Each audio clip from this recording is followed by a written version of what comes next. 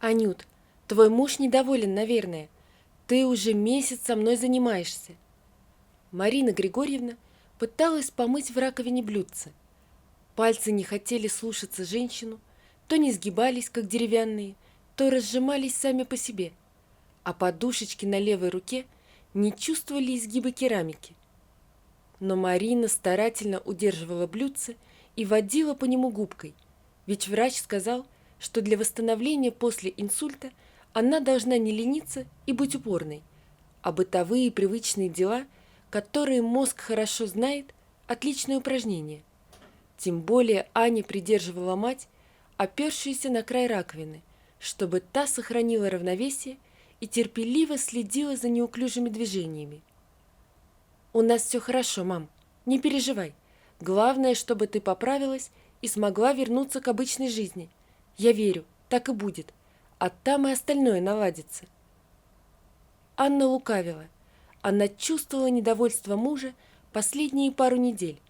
Она вставала в 5 утра, чтобы перед работой успеть заскочить к матери, помочь ей привести себя в порядок и оставить еду. Марина Григорьевна передвигалась, но только с ходунками, и не могла полноценно обслуживать саму себя. Приходила Аня и после работы. Нужно проверить мамины упражнения, помочь с бытовыми делами и просто поговорить. А иногда оставалась и на ночевку, как планировала сегодня. Сергей все это время грустно смотрел на их опустевший дом и выливал в тарелку остатки супа из кастрюли. Он недовольно понимал, теперь мыть жирную посуду придется самому. Ой, блюдце все-таки выскользнуло из деревянных рук Марины Григорьевны и звякнуло о нержавейку. Чуть не разбила. Женщина виновато посмотрела в глаза дочери. «Зато ты почти справилась», — улыбнулась в ответ Анна. «Вспомни, еще неделю назад было хуже. На следующей неделе еще и на реабилитацию, может, поедешь, вернешься как новенькая». «Я же понимаю, что ты меня обманываешь. Ничего уже хорошо не будет. И с мужем у тебя проблемы. Вижу, как твои глаза тускнеют, когда ты о нем говоришь. Просто расстраивать меня не хочешь. Ань, езжай-ка ты домой сегодня. Пойдем, уложишь меня и телевизор включим». Так и сделали. Всю дорогу до дома Анна смотрела в окно и думала. Да, Сережа злится. Думает, что я его бросила. Но мама поправится, и все снова будет хорошо. Сначала Сереже было жалко жену. Всю дорогу, пока вез на машине жену и тещу из больницы, с тревогой смотрел на Марину в зеркало заднего вида. Она ж не ходит почти, и рука как-то странно двигается, как будто проволоку вставили. И вообще выглядит жутковато. «Ань, ты же сказала, что твою маму вылечили. Чего это с ней тогда?» Разочарованно спросил он, когда вышли из тещиной квартиры. «Ей жизнь спасли, а дальше все функции должны потихоньку восстановиться. Надо только подождать немного. Врачи говорят, что у мамы очень хорошие шансы». Дальше Сережа вникать не стал. Раз врачи сказали, значит, скоро все вернется на круги своя.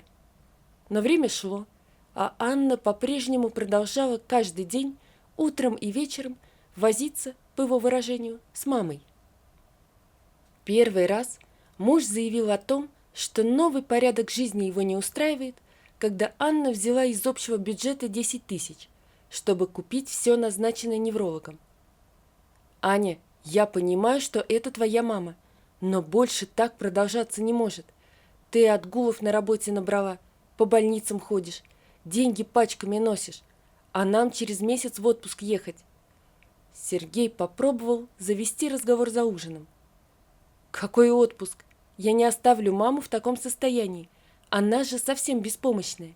Сереж, я понимаю, что тебе все это не нравится, но давай подождем полгода. Врачи говорят, что это самое важное время. От него зависит, восстановится мама или нет. Пока ты спасаешь мать, ты рушишь свою собственную семью. Причем, заметь, никаких гарантий выздоровления нет. Меня не устраивает, что тебя вечно нет дома.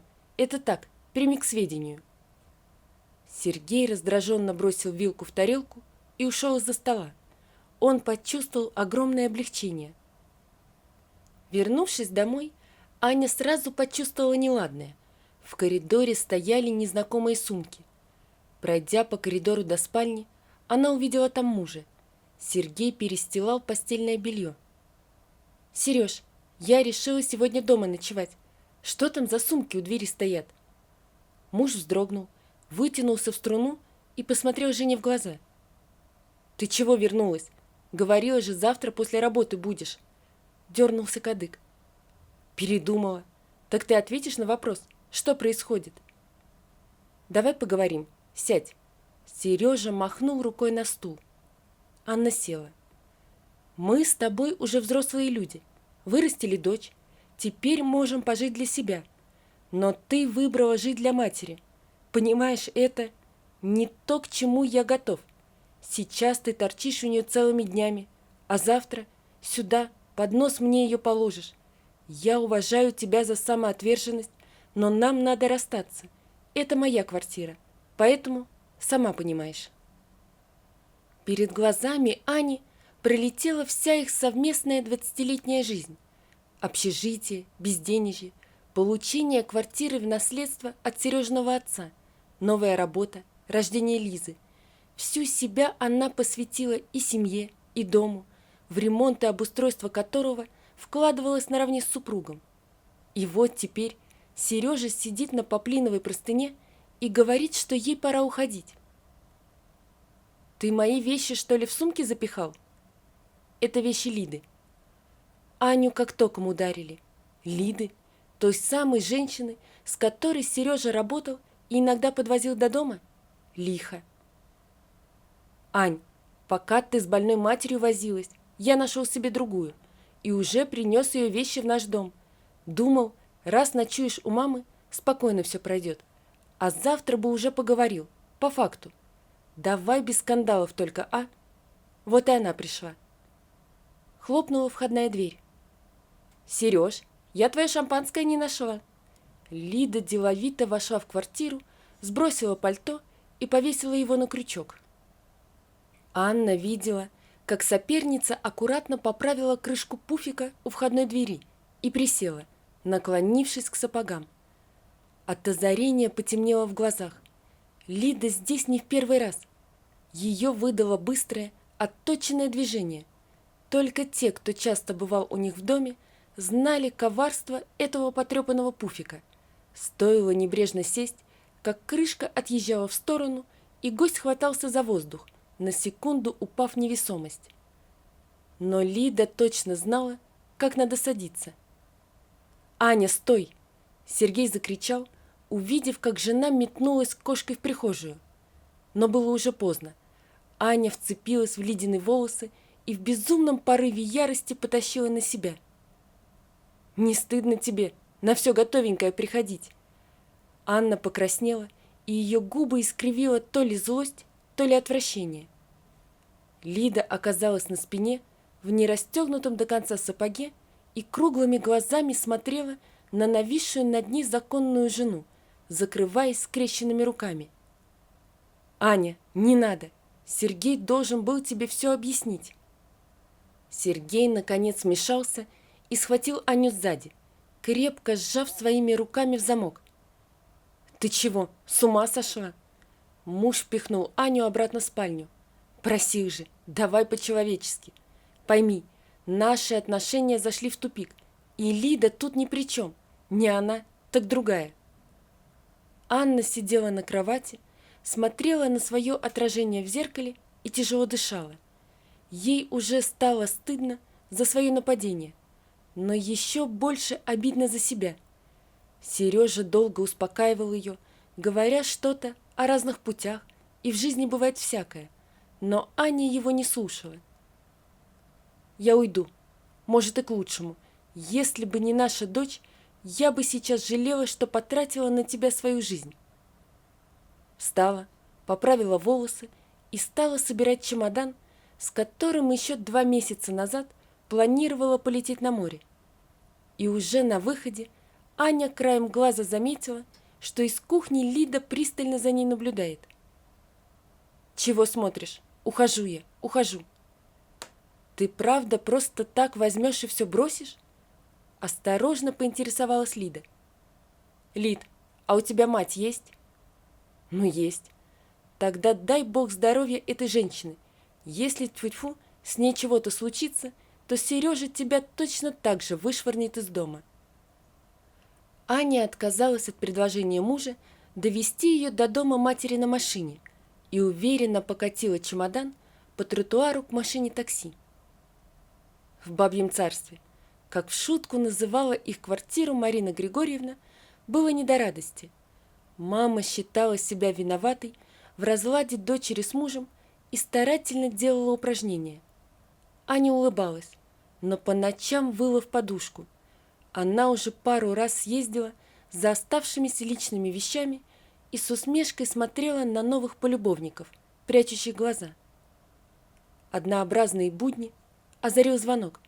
Невролог из поликлиники позвонил и сообщил, чтобы Марина Григорьевна собирала вещи.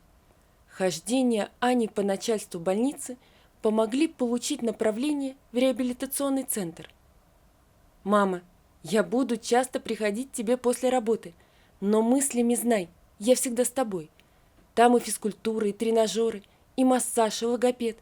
Я уверена, все это точно поможет».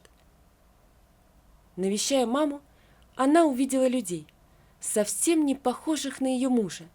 В холле всегда толпились посетители, приезжавшие целыми семьями поддержать своих близких с сумками полными гостинцев. К соседке Марины Григорьевны по палате приезжала пара, даже иногда привозя с собой внука. В тот день Анна подала заявление на развод и отправилась к матери, но рассказывать о нем пока не собиралась, чтобы Марина Григорьевна не нервничала. Вошла в палату и видит, ее мама, которая сама неуверенно держится на ногах, помогает своей подруге по несчастью, пытается приподнять ту на подушке и напоить водой. «Мама, стой, ты же сама упадешь!» Аня подлетела и перехватила кружку.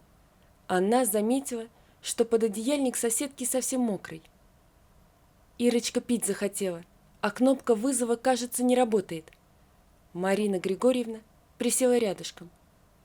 «Аккуратно, аккуратно. Сейчас я вам, Ирина, подушку поправлю и позову кого-нибудь, чтобы вам пододеяльник поменяли». «Спасибо». Ирина попыталась поблагодарить помощницу и внезапно улыбнулась куда-то за Анину спину. «Сыночек пришел». В палату вошел высокий мужчина. В его глазах, увидевших склонившихся над Ириной людей, появился испуг. «Что тут происходит?» «Ничего, ничего, все хорошо». Анна встала и поспешила успокоить. «Ваша мама просто захотела пить». Аня проводила Марину Григорьевну на ее койку и заметила горящий экран телефона. Пока тот находился в беззвучном режиме, Сергей позвонил уже 4 раза. Аня убрала телефон обратно в сумку. Поговорить с матерью еще полчаса было важнее. Уже идя по тротуару с ноябрьской слякотью, Анна перезвонила. Сергей мгновенно взял трубку и закричал. «Ты чего Лизе про меня наговорила? Почему дочь сказала, что у нее больше нет отца?» Даже не знаю. Может, из-за того, что ты выгнал из дома ее маму? Или потому, что водил в супружескую спальню Лидочку, пока я помогаю встать на ноги Лизиной бабушке? Я понимаю, что тебя растила мачеха, но для других людей, таких как я и наша дочь, вопросы родства еще кое-что значат. В тебе говорит обида, Ань. Я прошу, нет, даже требую, чтобы ты сейчас же позвонила нашей дочери и сказала, что это было нашим обоюдным решением. Скорее, я расскажу ей о заявлении о разводе, которое сегодня написала. Какой развод? Зачем тебе это? А, я понял. Ты решила у меня все забрать и заранее настроила дочь против меня, да? Так знай, я тебе ни копейки не дам. И развод тоже. Тогда увидимся в суде. Аня уверенно нажала кнопку «Отбой» и увидела легковушку, притормозившую около нее. Стекло опустилось. Внутри сидел сын Ирины, жестом пригласивший ее сесть. «Садитесь. Пока до остановки дойдете, все ноги промокнут». «Спасибо, не стоит». Анна думала только о том, что сейчас чувствует ее дочь. «Нет, садитесь, я настаиваю». Анна отряхнула сапожки от мокрого снега и забралась в теплый салон. «Я Иван. Не успел поблагодарить вас за то, что помогли моей маме. Всегда приятно встретить неравнодушного человека. Где вы живете?» Иван довез Ирину до самого дома. Всю дорогу они обсуждали то, что случилось с их родителями, реабилитацию и перспективы. Каждый из них с надеждой смотрел в будущее. «Анна, я понимаю, что сейчас не время», — Иван смущенно сказал, когда женщина приготовилась выйти из машины. «Но вы бы не хотели встретиться? Вы мне очень приятны». «Нет, извините, спасибо, что подвезли». Марину Григорьевну и ее соседку Ирину выписывали в один день. Анна долго говорила с врачом. «Ваша мама большая умница, и вы тоже. Безоговорочная поддержка близких – один из главных залогов успеха. У Марины Григорьевны положительная динамика, и я уверен, что скоро она вернется к самостоятельной жизни. Отпускаю вас со спокойной душой». В дверях палаты уже были родственники Ирины, вывозившие ее на коляске. В руках женщины был симпатичный букет цветов. «Здравствуйте, Анна», – улыбнулся Иван, проходя мимо. «Вы ведь без машины? Как маму повезете?» «Здравствуйте. Ну вот, еще один этап закончился. Мы на такси». «Подождите полчаса, пожалуйста. Позвольте помочь вам. Отвезу маму и вернусь за вами. Зато доедете спокойно». «Мне даже как-то неудобно», – замялась Анна, поглядывая на женщину рядом с Ириной. «Бросьте, мы в одной лодке. Я же все понимаю. Буду через 30-40 минут». Зайдя в палату, Анна увидела маму с точно таким же букетом цветов, какой был и у Ирины. Мама взяла в руки трость, поднялась с кровати на шатающихся ногах и посмотрела в глаза дочери. «Анечка, смотри, у меня получается. Не зря ты в меня верила. Теперь я знаю, когда ты говорила, что я вернусь к нормальной жизни, ты не обманывала меня». Через полчаса, как и обещал, Иван подъехал к реабилитационному центру, поднялся и помог женщинам спуститься вниз и усадить на заднее сиденье радостную Марину. Аня села на переднее и беседовала с мужчиной. «Анна, ваша мама такая молодец, разница огромна. И вы тоже очень сильная женщина». «Не могу не поддержать и вас, и вашу жену.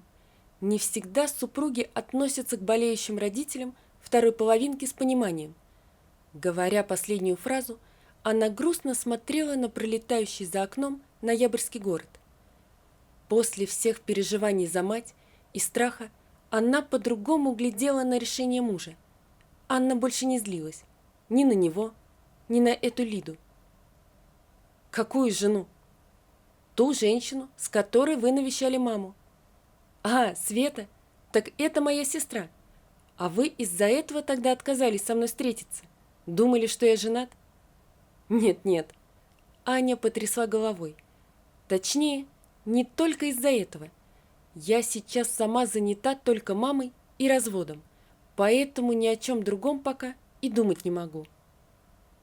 «Пока. Аня, возьмите мой номер телефона. Если когда-нибудь появится желание просто пообщаться, позвоните обязательно. Я буду ждать. Хорошо?» «Хорошо». Подсознание подсказывало Анне, что когда-нибудь она обязательно позвонит. «Бабушка, с возвращением!» Марину Григорьевну встречала Лиза с пирогом в руках. «Умоляю, извини, что так поздно смогла прилететь. Давай я тебя обниму». Сюрприз в лице внучки растрогал бабушку до слез. Женщины до позднего вечера разговаривали, вспоминая счастливые моменты. Лиза рассказала, что скоро выходит замуж, а о Сергее никто не сказал ни слова, как будто мужчины и не существовало. Только когда уже все легли, Лиза зашла к матери в комнату. «Мам, я сегодня была у папы». Девушка виновата поглядела на Анну. «Это очень хорошо. Он все-таки твой отец, и если сможете поддерживать отношения, я буду только рада. Он хочет помириться, просил тебя уговорить, чтобы ты забрала заявление о разводе и вернулась. Папа поругался с Лидой сразу, когда я ему сказала, что больше не хочу его видеть. Она от него съехала со скандалом. А сумки-то ей помог унести?» Анна засмеялась, вспомнив баулы в прихожей. «Бедные вещи!» «Простишь, значит?» Лиза вопросительно посмотрела на улыбающееся лицо мамы. «Нет, Лиз, наши пути разошлись. Если ты не можешь рассчитывать на человека в трудную минуту, то ничего хорошего из отношений уже не получится». Сережа затягивал развод до последнего, попросил судью дать 3 месяца на примирение. На последнее заседание Анна пришла не одна. Мужчина увидел, как по коридору рядом с женой шагает Марина Григорьевна. Это была личная инициатива тещи, теперь уже бывшей. Суд развел супругов и присудил Анне компенсацию за совместно нажитый автомобиль и другое имущество, на которую она решила сделать скромный косметический ремонт в теперь уже маминой квартире и сделать подарок Лизе на свадьбу. Когда дочь спросила ее, не жалко ли было потерять папину квартиру, Аня философски подметила: еще неизвестно, кто из нас больше потерял. А Ивану она решила не звонить, рассудила так: симпатия была вызвана общим горем, и мужчина просто в той ситуации увидел родственную душу. Но Марина Григорьевна однажды сказала: «Я слышала, что у тебя есть номер сына Ирины. Позвони ему, пожалуйста. Хочу узнать, как там дела у Ирочки». И уже на следующий день Анна с Мариной отправились в гости. Иван снова предложил Анне куда-нибудь сходить вместе, и в этот раз она не отказала. Вот такая история, друзья. Напишите, пожалуйста, что вы думаете об этой истории. Не забудьте подписаться на канал и поставить лайк. Всего вам доброго. До свидания.